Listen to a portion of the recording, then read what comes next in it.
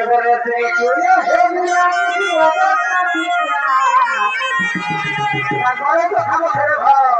এই ভালোবাসি মতো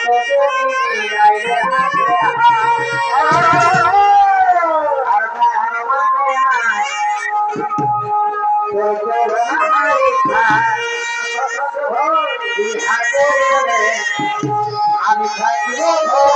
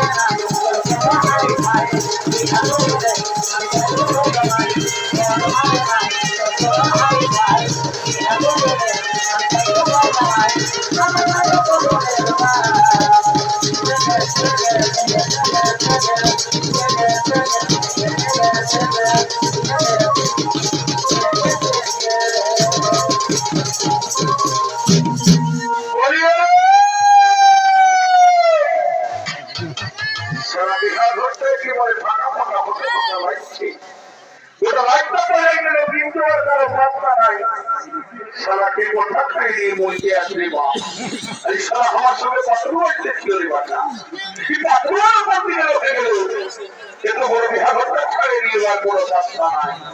বলছি একবার হাত দিব, যদি শুনেছি তো ভালো লাগে আমি সোজা এই কেলের ধারে ধারে ঘর চলে যাবো, বুঝলি? ভালো করে শুনে নিবি, বুঝলি? যদি না শুনিস তো আমাকে পরে কোনো বলতে পারবি না, বুঝলি? বলি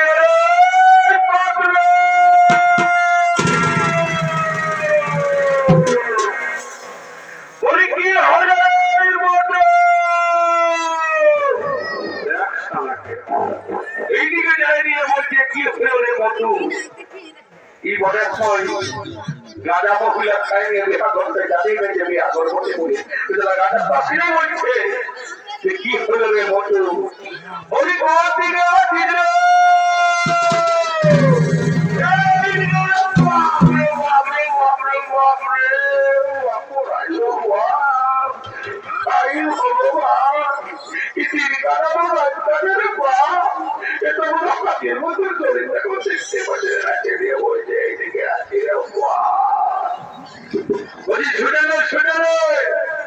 এইদিকে শুনেলে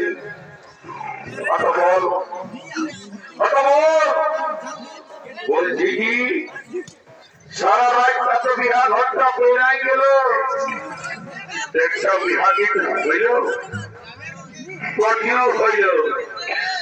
তো জানিস তো বিহা ঘরে বিহা গীত না হলে বিহা ঘরটার কোন মানেই থাকে না, বুঝলিস?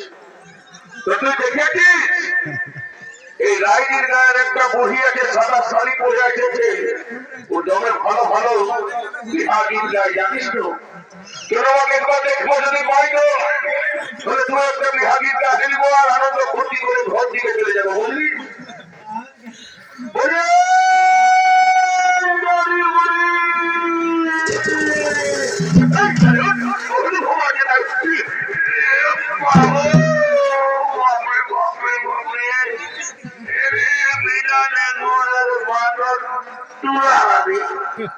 এই মুড়ি মায়াটাকে আগে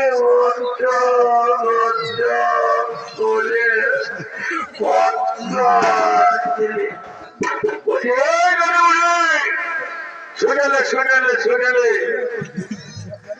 কথা বললি তোদের গিয়ে মোর কোথাও বসে রে ঘর বসে না ঢাকনা বসে রে এ তোর আগে আর আসছি।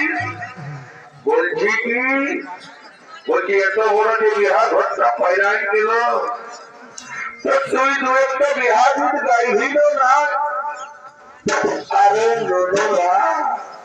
আর কি বলে দিব রে, আমার বয়সটা হয়ে গেল 90, আমার চুল গেল হয়ে গেল সাদা আর মুখটাও হয়ে গেল কাঁচা আর শাড়িটাও হয়ে গেল আবার সাদা। যদি মুখটায় দুটো দাঁতগুলো ছিল বেরোবে, সেই দাঁতগুলাও রয়েছে। এই মুখে যদি কোনো আমি গান গাই, তোরা কোনো শুনতে পাবিস না, শুধু পাবিস খাওয়াটা। এই ফাঁকাস, এই ফাঁকাস, এই ফাঁকাস। তো তোরা যখন এত নিজের করে বলছি নাকি বাবুরা, তো আমি ছোট মতো একটা বিহা গীত গাকে দেখি। এই রাইডির বিহা ঘরটা ভালো মানাবে আর আমরাও হাসি ফুর্তি করে ঘর চলে যাবো। এই সলাসতি